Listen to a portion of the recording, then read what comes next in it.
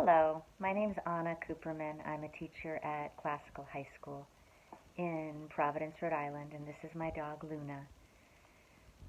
We are here to talk to you about a poem called Nani by Alberto Ríos, who is a professor and poet in Arizona and grew up along the Mexico-Arizona border and has written a bunch of poetry books and some memoir and some short stories about that. And the poem that I'm going to talk to you about today is called Nani. And I'm going to read it to you first and then talk a little bit about it. Sitting at her table, she serves the sopa de arroz to me instinctively, and I watch her, the absolute mama, and eat words I might have had to say more out of embarrassment. To speak, now foreign words I used to speak. Dribble down her mouth as she serves me albondigas. No more than a third are easy to me. By the stove, she does something with words and looks at me only with her back. I am full. I tell her I taste the mint and watch her speak smiles at the stove. All my words make her smile. Nani never serves herself. She only watches me with her skin, her hair. I ask for more. I watch the mama warming more tortillas for me. I watch her fingers in the flame for me.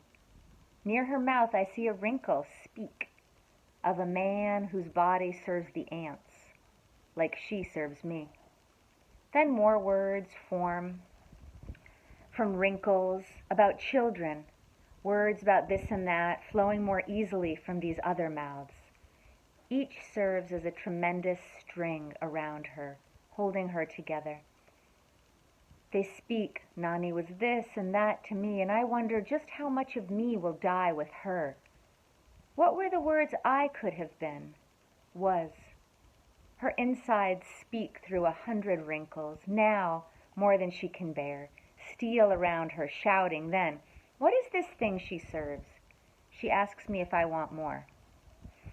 I own no words to stop her. Even before I speak, she serves. So, it's a poem about a grandmother, an abuela, a babushka, who shows her love through her food. And sometimes it's hard for our narrator. I think it's Alberto. I think he's writing about himself and his Nani, his abuela. Sometimes it's hard for them to communicate because he's forgotten his language. He's forgotten his Spanish, and so they communicate through the food that she gives him, and that's how she shows love. I love this line. Nani never serves herself. She only watches me with her skin, her hair. That line always reminds me of my mom, who would never, I feel like I never saw her sit down and eat dinner with us. She was always running around and putting food on the table, and she's always eating by the sink. It was always more important to her that we ate.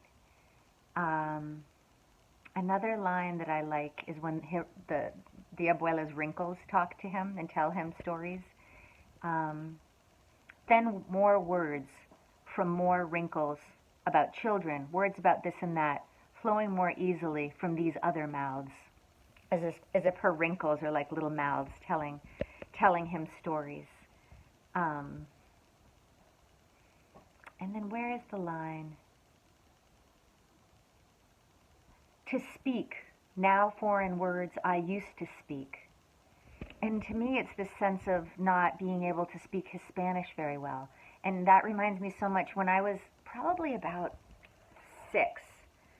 I'd lived in the country since I was 2, and my babushka, my abuela, she's my grandmother, came with us.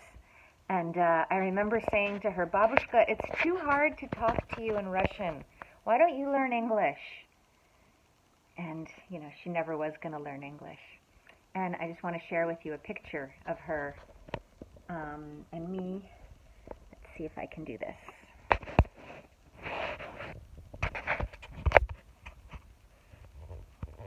Can you see it? There it is. That's my babushka. And that little boy in the middle, that's me. And over there, that's my older sister who's a doctor now.